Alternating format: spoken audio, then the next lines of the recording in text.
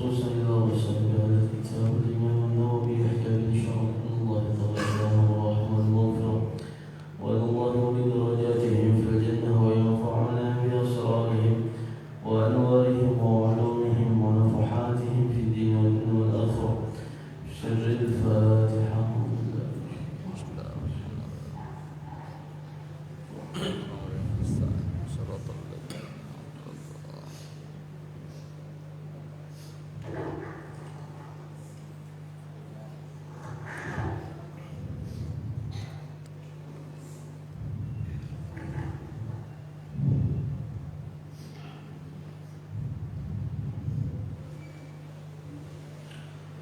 Assalamualaikum warahmatullahi taala wabarakatuh. Alhamdulillahi rabbil alamin wa bihi nasta'inu ala umuri dunya waddin. Wassalatu wassalamu ala asyrafil anbiya wal mursalin sayyidina wa maulana Muhammad wa ala alihi wa sahbihi ajma'in, amma ba'd. Subhanaka la ilma lana illa ma 'allamtana innaka antal alimul hakim wa tub 'alaina innaka antat tawwabur rahim. Rabbi shrah li sadri wa yassir li amri wahlul 'uqdatam min lisani yafqahu qawli wasaddid lisani wahdi qalbi bihaqqin nabi wa sahbihi wal ali. Hadirin wal hadirat yang dimuliakan oleh Allah Subhanahu wa taala. Alhamdulillah, kita senantiasa memanjatkan puja puji syukur kepada baginda Nabi, kepada Allah Subhanahu wa taala atas segala nikmat yang Allah berikan kepada kita, terutama nikmat panjang umur, sehat wal afiat, dan begitu pula nikmat taufik, hidayah dan inayah dari Allah. Kita kembali ditakdirkan oleh Allah bisa berkumpul di tempat yang penuh dengan keberkahan ini untuk melaksanakan kewajiban kita, yaitu salat fardu subuh berjamaah. Kemudian kita lanjutkan untuk bertafaqquh fiddin, mengkaji dari ilmu warisan baginda Nabi sallallahu alaihi wasallam. Mudah-mudahan apa yang kita lakukan di pagi hari yang penuh keberkahan ini mendapatkan pahala yang besar di sisi Allah Subhanahu wa taala. Amin ya rabbal alamin. Demikian pula salawat serta salam selalu kita senandungkan, kita baca kepada baginda Nabi besar Muhammad sallallahu alaihi wasallam. Mudah-mudahan berkat salawat dan salam kita akan dikumpulkan dengan Nabi nanti di hari kiamat insyaallah. Amin. Allahumma amin. Hadirin wal hadirat yang dimuliakan oleh Allah Subhanahu wa taala, melanjutkan kaji hadis kita di dalam kitab Al-Arba'in An-Nawawiyah. Sampailah kita pada hadis yang ke-11 yang kali ini diriwayatkan oleh Abi Muhammad Hasan bin Ali bin Abi Talib sibti Rasulullah sallallahu alaihi wasallam wa raihanatihi radhiyallahu ta'ala anhuma qala hafidtu min Rasulullah sallallahu alaihi wasallam da' ma yaribuka ila ma la yaribuk. Rawahu Tirmidzi wa Nasa'i wa qala Tirmidzi haditsun hasanun sahih. Hadis yang diriwayatkan oleh ayahnya Muhammad. Nama beliau adalah Sayyidina Hasan bin Sayyidina Ali bin Abi Talib, cucu dari baginda Nabi sallallahu alaihi wasallam, dan adalah suatu yang menggembirakan daripada Nabi sallallahu alaihi wasallam. Dia berkata, aku telah menghafal dari Nabi sallallahu alaihi wasallam. Beliau berkata, tinggalkanlah olehmu apa saja yang meragukanmu kepada sesuatu yang tidak meragukan. Nah, maka di sini yang meriwayatkan hadis adalah tiada lain cucu dari Nabi Sallallahu Alaihi Wasallam. Sedikit kita ceritakan siapa Sayyidina Hasan. Beliau adalah seorang yang dilahirkan pada tahun ketiga setelah Nabi hijrah. Ya, dalam umur Nabi sekitar 53, dalam riwayat 54 tahun dari umur Nabi Sallallahu Alaihi Wasallam. Maka lahirlah cucu beliau yang pertama, yang mana awalnya adalah diberi nama oleh Imam Ali, namanya Al-Harab. Al-Harab itu artinya orang yang perkasa, yang suka berperang.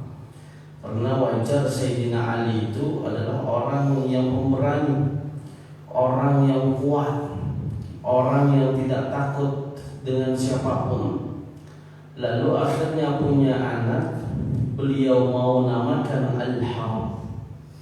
Tatkala Nabi berjumpa dengan Sayyidina Ali, maka Nabi pun berkata, "Wahai Ali, siapa engkau berikan, apa nama yang engkau berikan kepada anakmu?" Lihat, kalau kita perhatikan di sini hadirin, begitu perhatiannya Nabi Shallallahu Alaihi Wasallam kepada cucunya ini, namanya mau dikasih apa.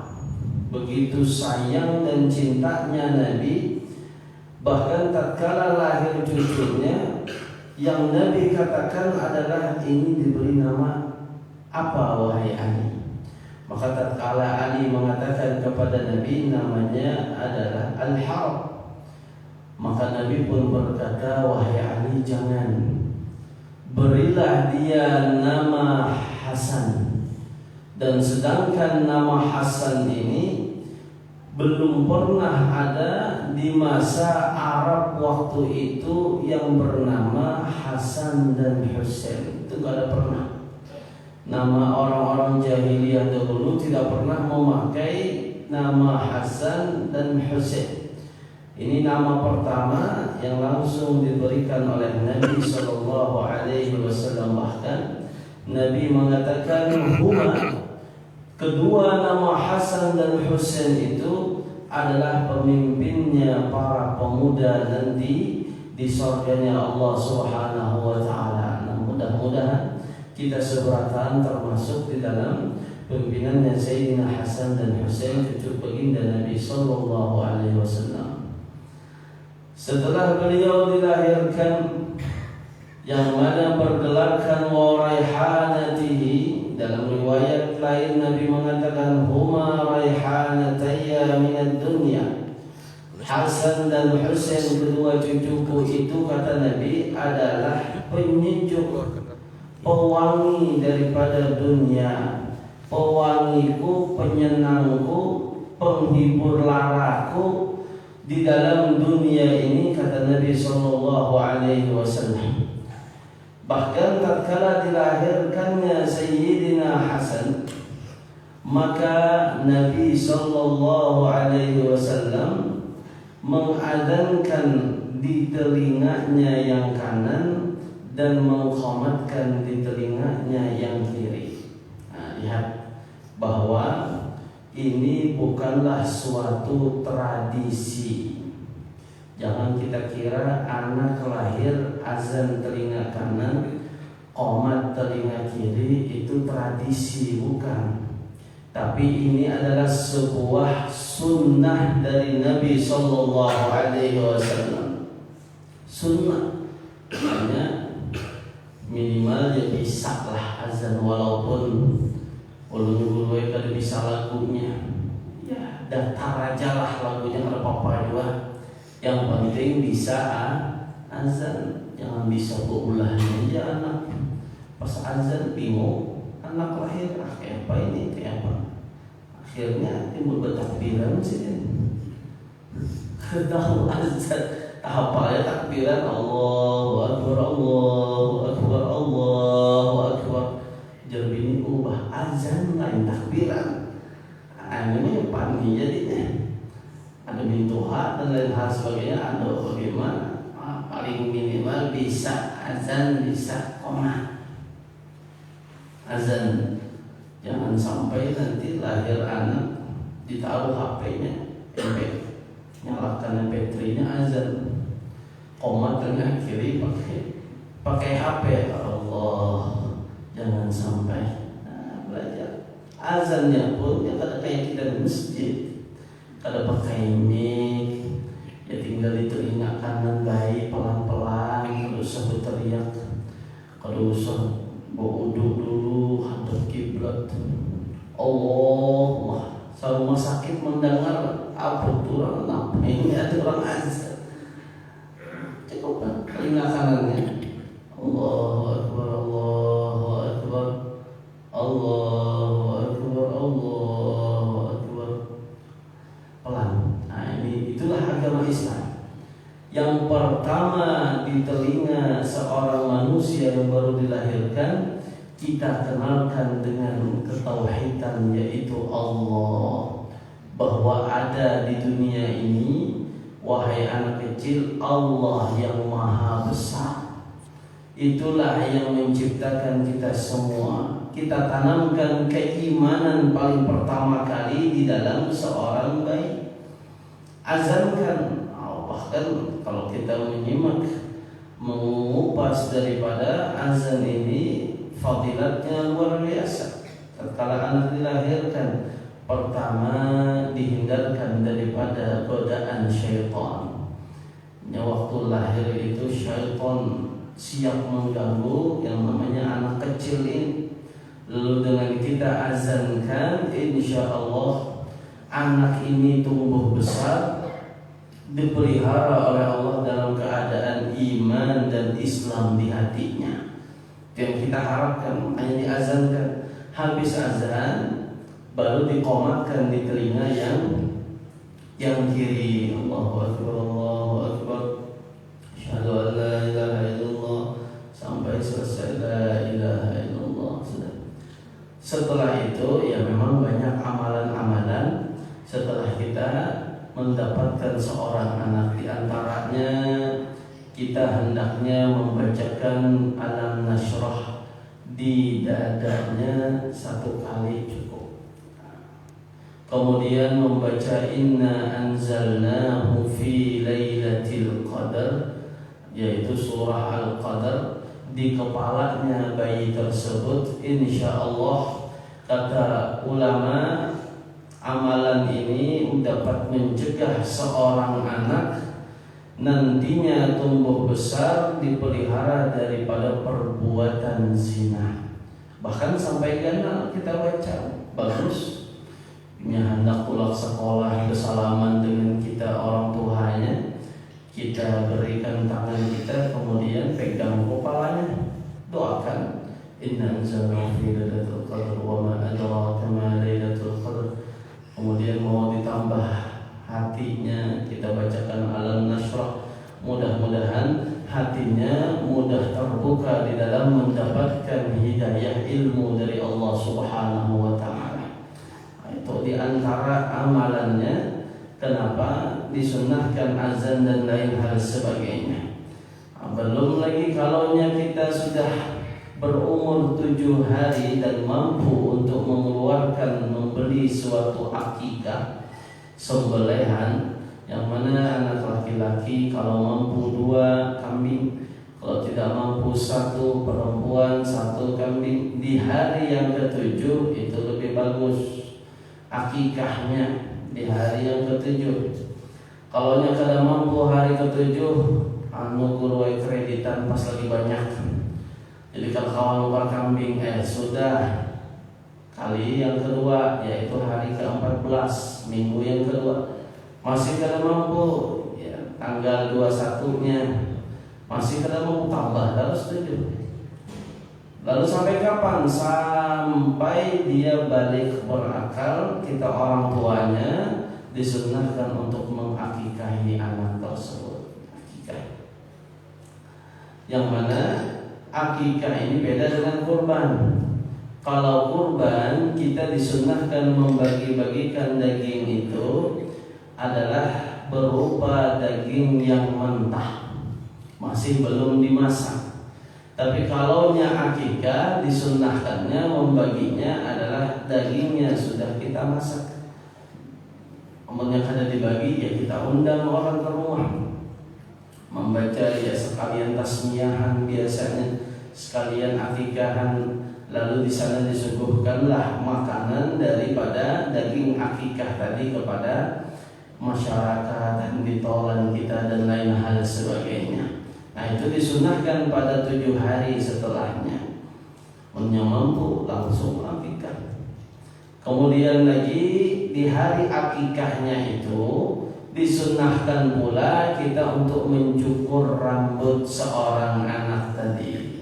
Dicukur Pak. Karena itu rambut ya namanya bercampur dengan darah dan lain hal sebagainya di dalam perut rahim seorang perempuan itu. Dan bahkan dari kedokteran pun ternyata ada berkaitan dengan medis untuk memperlambat daripada pertumbuhan seorang bayi karena dia belum dicukur tersebut. Bisa karena orang umur segitu tuh sudah berduduk, ini belum bisa berduduk. Umur segitu harusnya bisa berdiri, ini belum bisa berdiri. Artinya pertumbuhannya terhambat karena dia belum dicukur tadi.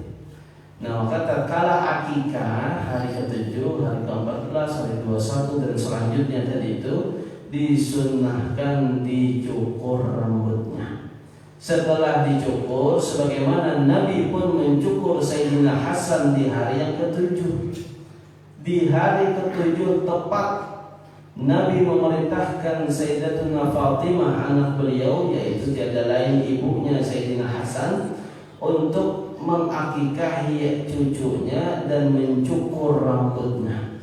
Yang tradisi kita biasa dipotong waktu tasmiyah itu kan sekalian akikah, potong. Itu hanya simbolis, artinya habis dipotong sedikit tadi karena abahnya gundul anaknya. Setelah digundul anaknya, lalu rambutnya dikumpul ditimbang. Setelah rambutnya dikumpul ditimbang berapa beratnya, 1 gram kah, 2 gram kah, berapa gram itu rambutnya, maka sedekahkanlah dengan seberat itu berupa nilai perak. Berapa harga perak wah ini? Ya kalikan, misalnya sekian gram rambutnya, sedekahkan duitnya kepada fuqara wal masakin.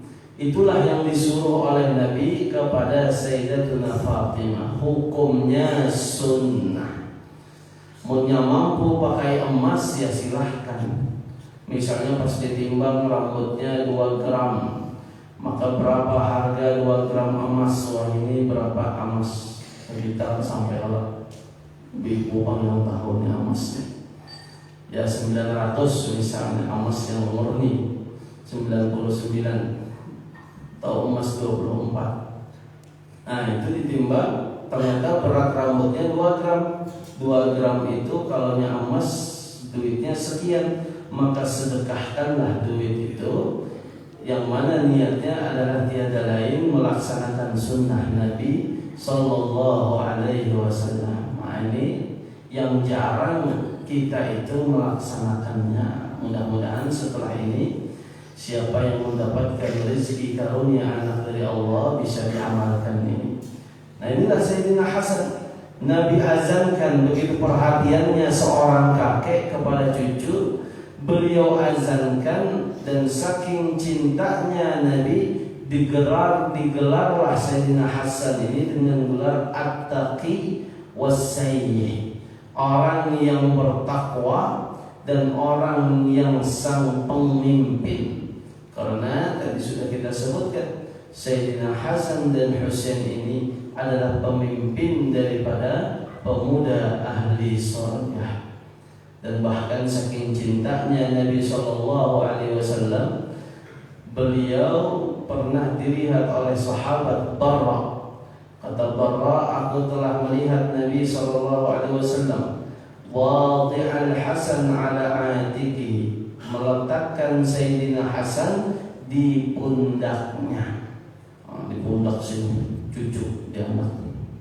Makanya kita kalau melihat ulama-ulama kita, para guru kita, yang mana cucunya anak kecil kadang beliau taruh di bahunya, itu tiada lain adalah mutaba'ah kepada Nabi SAW. Sampai segitunya mereka meniru sebagaimana yang dilakukan Nabi kepada anak kecil, yaitu cucunya Sayyidina Hasan dan Husain, ditaruh di sini, bermainan dengan anak, dengan cucu.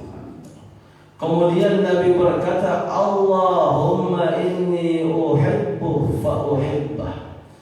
Ya Allah, sesungguhnya aku cinta kepada Hasan, maka cintailah dia ya Allah.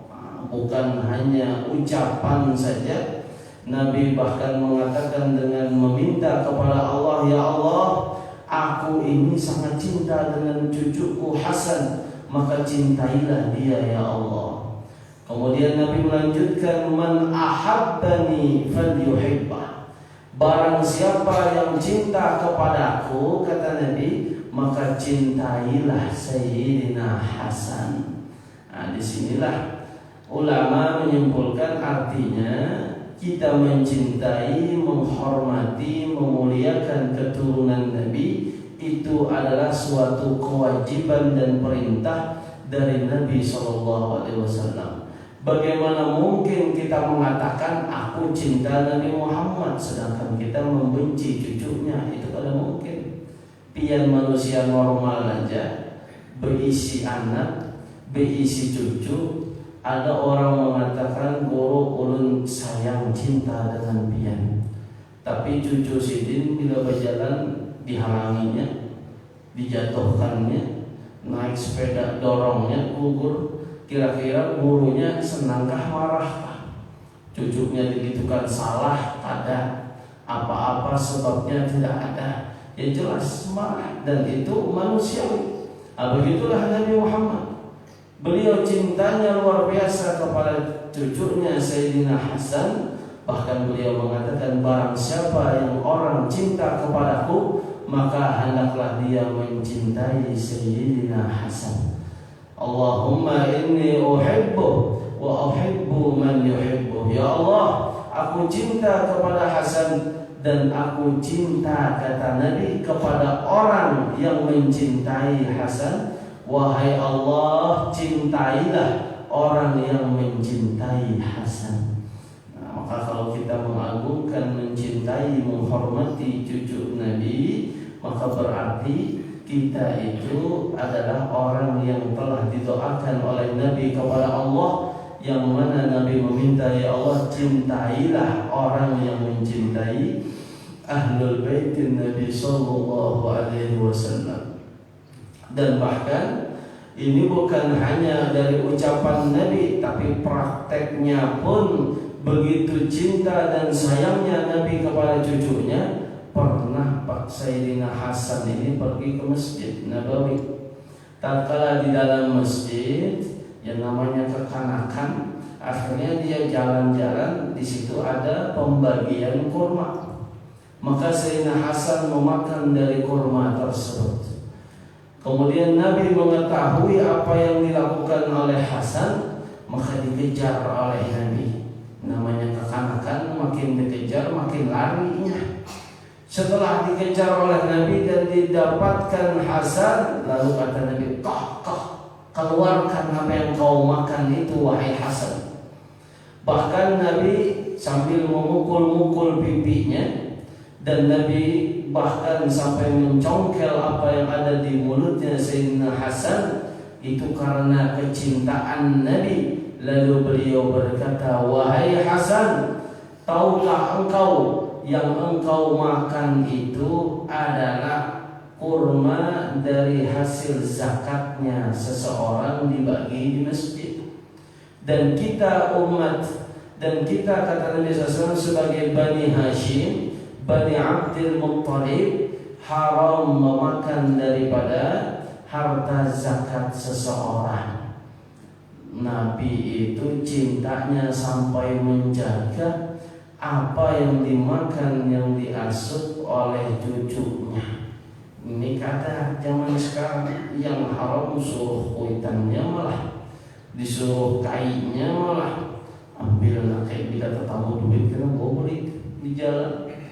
Bilanya caranya terbuka ambil banyak-banyak. Kisahnya jika membuat di masjid. Nah ini malah kuitan yang mendukung.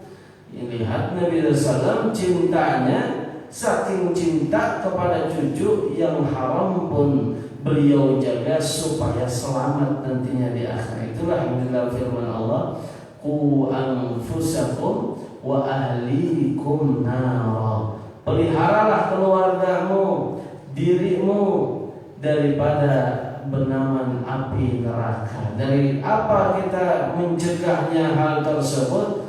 Dari sesuatu yang haram tentunya. Karena itulah sebab dari musabab kita akan melakukan kemaksiatan, kita akan melakukan yang namanya pembangkangan dengan apa yang diperintahkan oleh Allah. Sebab musababnya adalah asupan makanan yang haram. Nah bahkan diriwayatkan saking mulianya Sayyidina Hasan dan miripnya dengan Nabi SAW, Sayyidina Abu Bakar pernah melihat setelah meninggalnya Nabi SAW, yang mana Sayyidina Hasan sedang berjalan dengan abahnya Sayyidina Ali. Tatkala berjalan, Abu Bakar berkata, mengucapkan dengan qasidahnya, bi abi syabihun bin Nabi laisa syabihan bi Ali. Engkau ini wahai Hasan, kata Abu Bakar, lebih mirip dengan Nabi ketimbang engkau mirip dengan ayahmu. Makanya Sayyidina Hasan itu lebih condong sifatnya dan mukanya mirip dengan Nabi. Dari atas sampai pusat itu mirip dengan Nabi SAW. Tapi kalau Sayyidina Husain dari pusat ke bawahnya lebih mirip dengan Nabi SAW. Jadi terbagi dua cucu ini. Sayyidina Hasan dari atas sampai pusat, makanya ganteng luar biasa, karena mencontoh daripada Nabi SAW, mirip. Bahkan sahabat kalau melihatnya seperti melihat Nabi. Ini bukan anaknya Sayyidina Ali, tapi wajahnya lebih mirip dengan Rasul Sallallahu Alaihi Wasallam. Bahkan di antara sifat beliau, Sayyidina Hasan ini, beliau adalah rajulan kariman, laki-laki yang sangat pemurah. Jadi ada lain, karena yang dicontoh adalah kakeknya Nabi SAW yang pemurahnya itu luar biasa. Bahkan pernah mendengar seorang perawi bahwa Sayyidina Hasan ini melewat seseorang, lalu seseorang ini sedang meminta kepada Allah di dalam doanya, ya Allah berikanlah aku rezeki 10.000. Dalam riwayat yaitu 10.000, 10.000. Ini duitnya zaman mereka. Maka tatkala Sayyidina Hasan mendengar apa yang diminta oleh orang tersebut, maka dia pulang ke rumahnya. Setelah pulang ke rumahnya, dia bawakan uang 10.000 diberikan kepada orang yang berdoa kepada Allah tadi. Saking pemurahnya. Wah, jika ada wadah kita yang kayak ini orang, rancak-rancak berdoa jadi hingga sidin baik. Ya Allah, kreditan bulan ini ya Allah 5 juta motor rumah ini. Sidin mendangan bulikna, sidin duit kubari kamu 5 juta. Kalau ada yang pemurahnya seperti Sayyidina Hasan radhiyallahu anhu, luar biasa. Bahkan wahukia diceritakan ada seorang perempuan sudah tua, ya nenek-nenek lah. Dengan senangnya dia setelah menjamu Sayyidina Hasan dan Husain, lalu dia menyembelih seekor kambing. Menyembelih, ya kalau kita ini kambing 3 juta lah misalnya. Sidin tukar kambing, sidin sembelih oleh nenek ini, ya tentunya orang lain menyembelih. Lalu beliau sedekahkan karena saking gembiranya telah berjumpa dengan cucu Nabi. Lalu setelah itu faghadiba zawjuha, suaminya tahu, marah, si kai sari. Nini ini kada pepada beli kambing sedekah untuk Sayyidina Hasan dan Husain. Marah luar biasa. Maka Sayyidina Hasan mengetahui apa yang dilakukan oleh nenek tersebut, bahwa suaminya marah. Beliau datang kepadanya dan mengirimkan al-fasyadah 1000 ekor kambing. Bayangkan Pak, disedekahkan 1 kambing, dibalas oleh Sayyidina Hasan 1000 kambing. Allah, ini masjid kita kada cukup menampungnya 1000 kambing. 1000 kambing. Dan bahkan bukan hanya kambing, 1000 dinar diberikan oleh Sayyidina Hasan. Dan Sayyidina Husain mengetahui itu, ikut juga menyumbang 1000 kambing dan 1000 dinar. Luar biasa. Inilah pemurahnya, tiada lain adalah mencontoh Nabi SAW. Pemurah. Karena orang pemurah itu pasti disayang dan dicinta oleh Allah.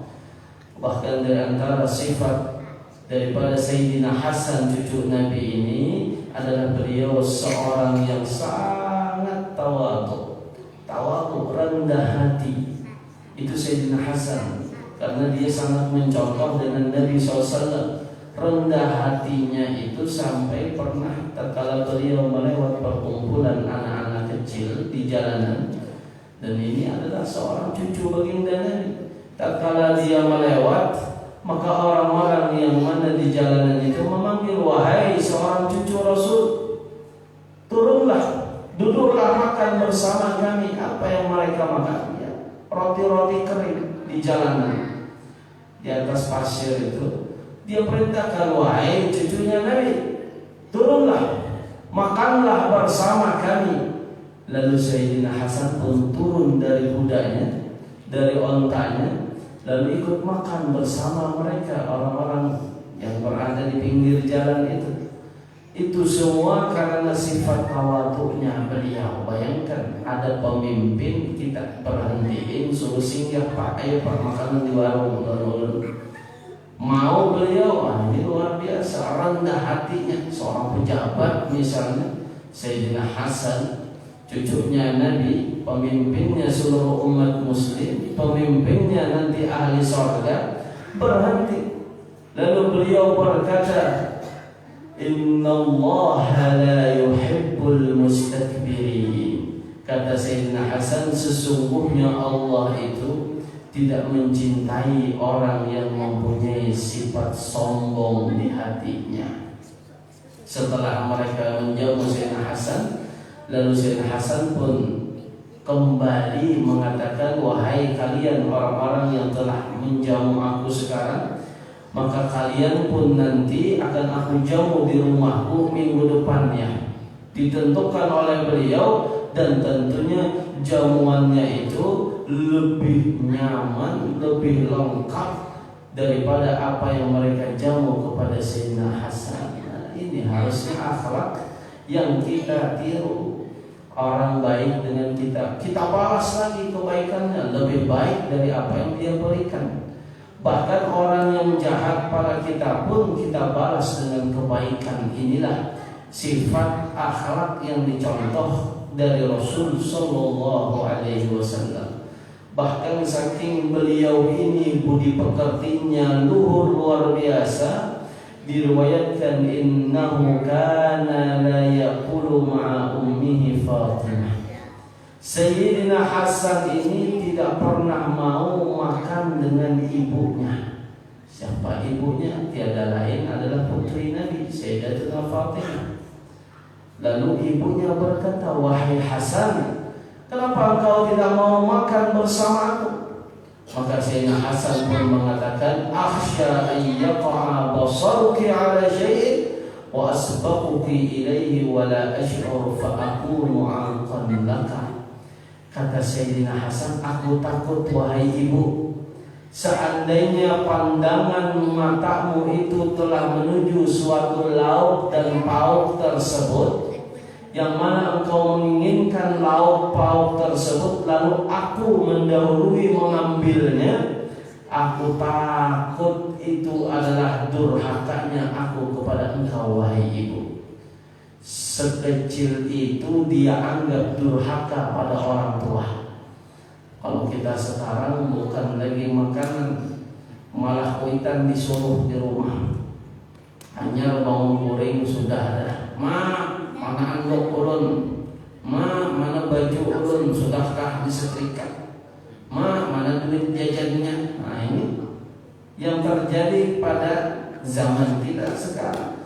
Lihat akhlaknya Zainal Hasan, jauh luar biasa. Bahkan dalam makan pun beliau takut bareng dengan ibunya, karena mendahului mengambil sesuatu yang mana sesuatu itu mungkin ibunya pengen tapi Zainal Hasan memakannya. Padahal yang namanya orang tua apalah dengan anak itu, apa aja yang anak mau pasti kita beri. Apalagi cuman makanan. Nyapa pada abah Allah nanti ambil abah kanyang pada halapa kayak abahnya, padahal hendak kayak abahnya. Tapi yang namanya anak pengen akhirnya senanglah melihat anak senang, senanglah melihat anak bahagia. Tapi di sini bagaimana Sayyidina Hasan luar biasa. Lalu ibunya berkata, kul ma'i, makanlah bersama aku wahai Hasan. Engkau fi hilin min dari, engkau sudah kuhalalkan dari apa saja yang engkau mau makan. Akhlak didikan yang tiada lain dari Nabi SAW, dari ibunya Sayyidatuna Fatimah Zahra.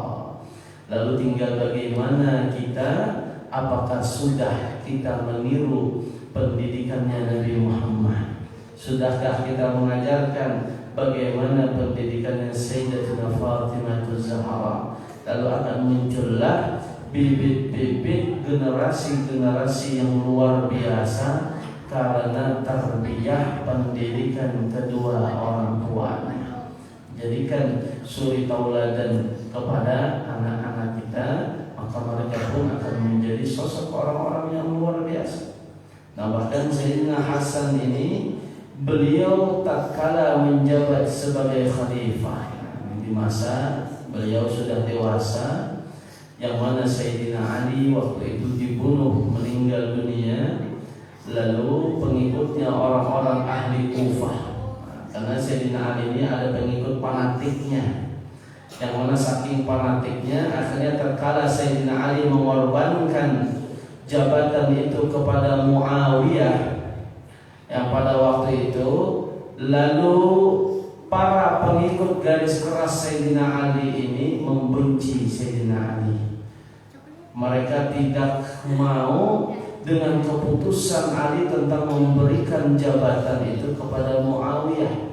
Jadi dari zaman Bahari Pak, yang namanya politik masalah jabatan itu sudah terjadi dari Sayyidina Ali, yang mana satu ingin kekuasaan, satu pengen kekuasaan. Akhirnya terkala Sayyidina Ali menjabat, para Muawiyah mulai dia memberikan isu-isu kepada pengikut-pengikutnya Ali, yang mana akhirnya menjadi Khawarij, keluar dari pengikut Ali yang membenci, dan mereka lah yang dihasut untuk membunuh Sayyidina Ali. Setelah meninggal Sayyidina Ali, maka orang Kufah mengangkat anak beliau Sayyidina Hasan. Nah, Sayyidina Hasan ini tidak lama menjabat khalifah, hanya 6 bulan. Dalam 6 bulan itu pun Muawiyah telah mendatangi Sayyidina Hasan, wahai Hasan, jabatan sebagai khalifah itu yang cocok adalah aku sebenarnya, yang mana ayahmu itu telah memberikannya amanah kepadaku, tapi karena ahlu Kufah mengangkat engkau jadi khalifah, maka engkau menjadi khalifah. Lalu yang namanya Sayyidina Hasan orangnya penyabar, tidak mau ada perdebatan dengan orang lain. Lalu dia menyerahkanlah jabatan itu karena takut adanya pertumpahan darah di antara umat muslim pada waktu itu, diserahkanlah kepada Muawiyah. Lalu Sayyidina Hasan ini pun dibenci oleh para pengikut ahli Kufah. Kenapa kok diserahkan kepada Muawiyah? Setelah itu pun bukan hanya di situ, saking cintanya Nabi kepada kedua cucunya ini, semasa kecilnya Nabi itu sering mencium Sayyidina Hasan di bibirnya, Sayyidina Husain di lehernya. Lalu Sayyidina Husain pun mengadu, wahai ibu, ini kok ini kayaknya lebih cinta kepada Hasan abang daripada ulun Husain. Maka kata Sayyidatuna Fatimah, nanti akan aku tanya dengan Nabi Muhammad. Tak kala berjumpa dengan Nabi Muhammad, ditanyalah, wahai Rasul, kenapa engkau cium suka dengan Sayyidina Hasan di bibir, kalau Sayyidina Husain di leher? Lalu Nabi terdiam dan Nabi pun meneteskan air mata dan berkata, wahai Fatimah, tahukah engkau kenapa aku suka mencium Sayyidina Hasan di bibirnya? Karena aku tahu bahwasanya cucuku Hasan ini akan meninggal dunia disebabkan diracuni oleh orang lain, dan bahkan semua yang ada di perutnya akan keluar dari mulutnya. Maka aku suka mencium mulutnya Hasan, karena disitulah dia nanti akan meninggal dunia. Kemudian Sayyidina Husain, tambah lagi Nabi sedih mau menceritakannya, karena kata Nabi SAW, Sayyidina Husain akan meninggal di lehernya, dipenggal oleh orang-orang yang melawannya, yaitu tepatnya di tanggal 10 Muharram di yang namanya peperangan Karbala. Nah, itulah kejadian meninggalnya dua cucu Nabi SAW. Padahal siapa ini? Kekasihnya Nabi, yang dicinta oleh Nabi, tapi meninggalnya yang satu diracuni, bahkan diriwayatkan yang meracuni tiada lain adalah istrinya sendiri yang bernama Ja'dah bintil Ash'ath. Kenapa dia meracuni Sayyidina Hasan? Karena diiming-iming oleh Yazid bin Muawiyah akan dinikahi dan diberikan duit sebanyak 100.000 dirham. Nah, ini yang diiming-imingi adalah harta dan dinikahi oleh Yazid bin Muawiyah. Maka dia racuni Sayyidina Hasan radhiyallahu anhu, dan meninggallah Sayyidina Hasan setelah sakit, setelah diracuni itu 40 hari. Yang mana tatkala sakitnya itu Sayyidina Husain berkata, wahai Hasan, wahai abang, siapa yang meracuni engkau ini? Lalu Hasan pun mengatakan, wahai Husain, seandainya ku beritahu, apakah engkau akan membunuhnya? Oh jelas akan ku bunuh orangnya. Sayyidina Husain ini orangnya kayak Sayyidina Ali, perkasa.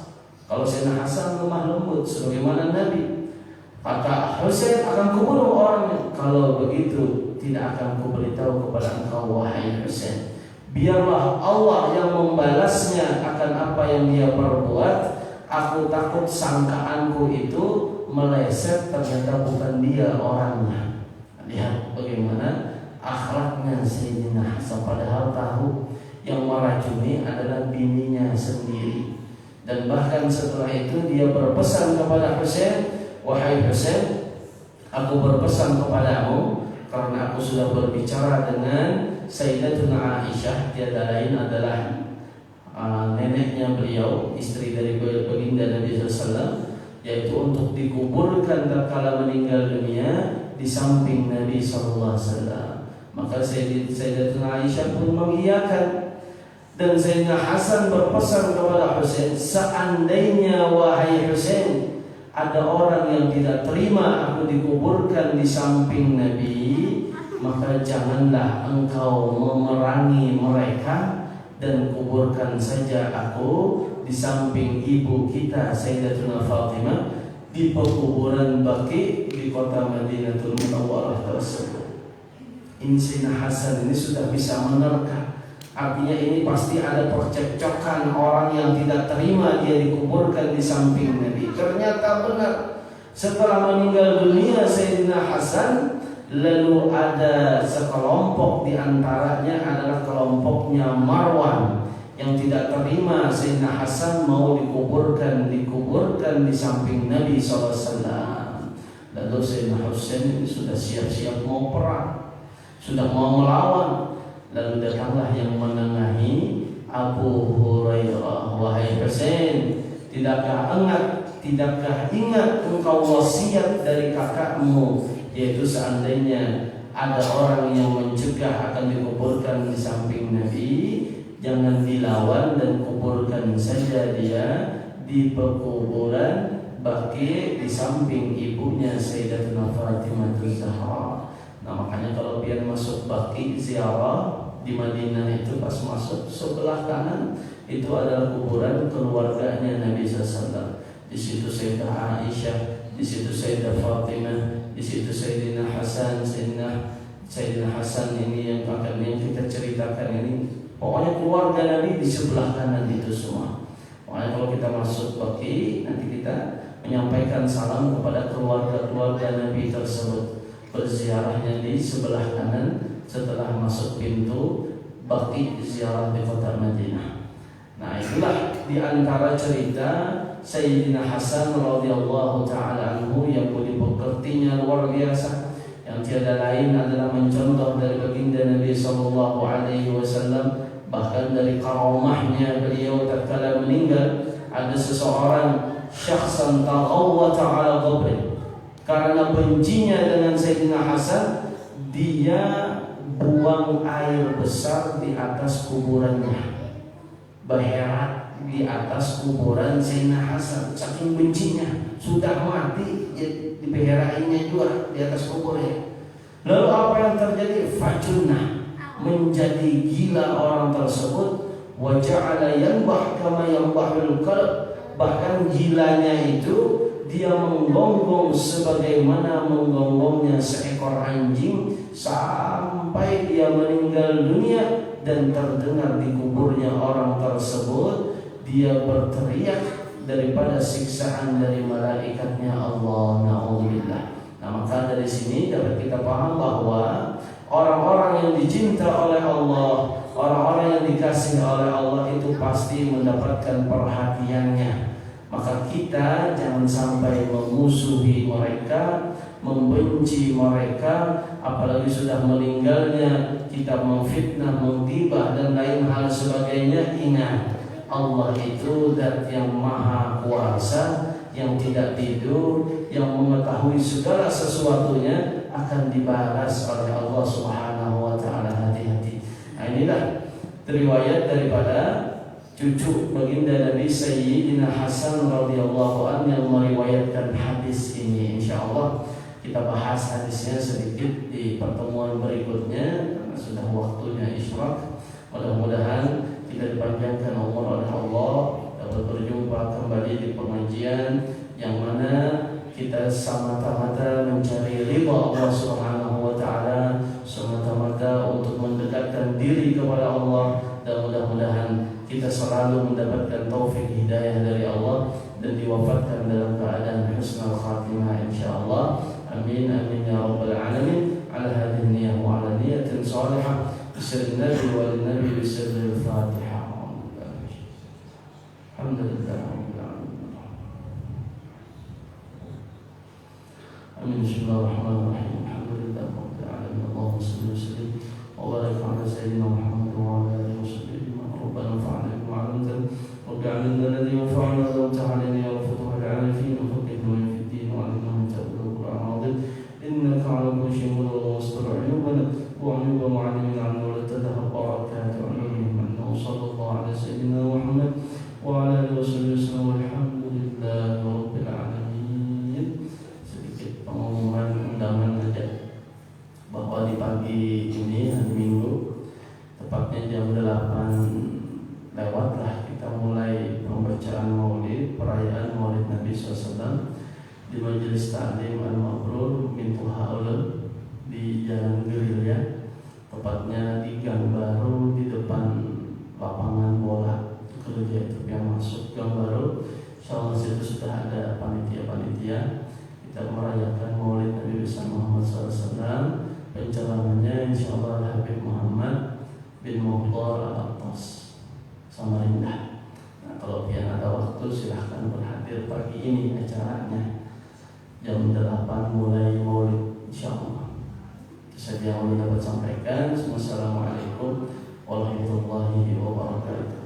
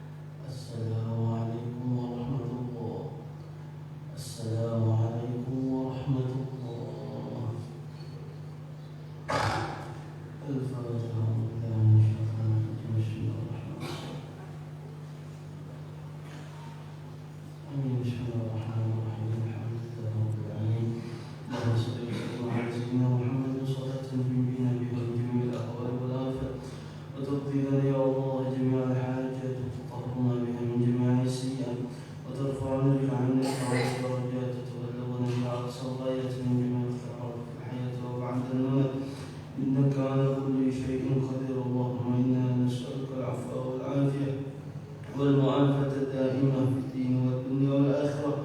اللهم نور قلوبنا بنور هدايتك كما نورت الأرض بنور شمسك أبدا أبدا يا أرحم الراحمين. اللهم يا محمد الأحوال حمل حالنا إلى أحسن الحال، يا مقلب القلوب ثبت قلوبنا على دينك وطاعتك.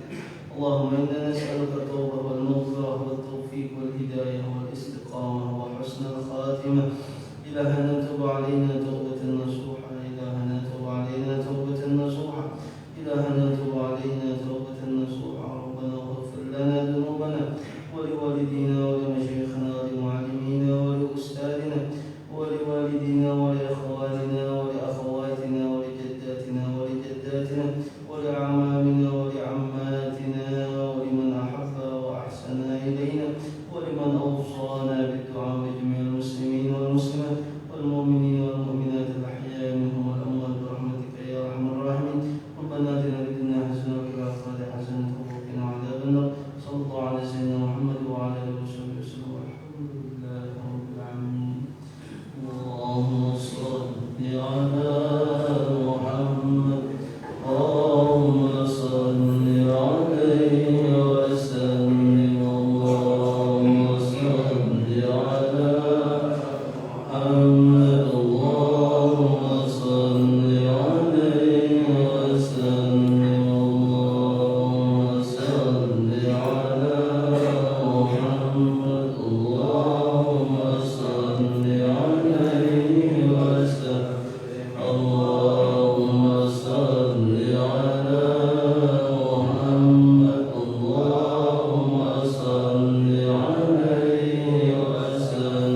على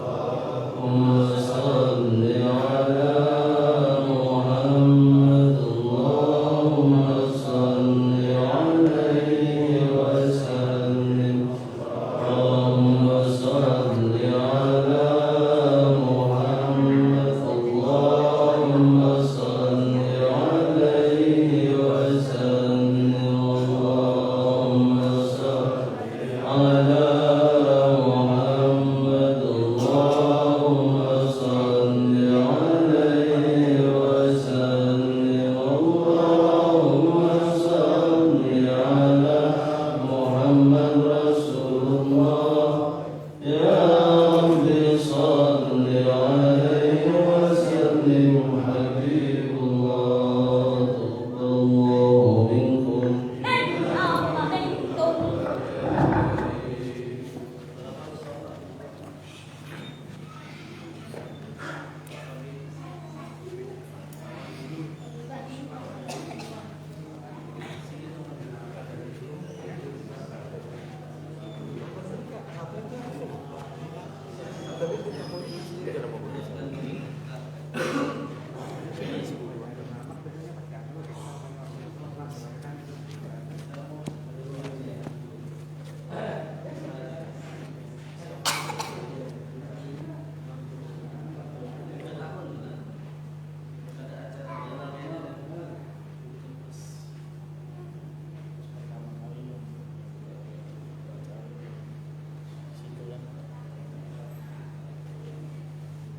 Apa corona?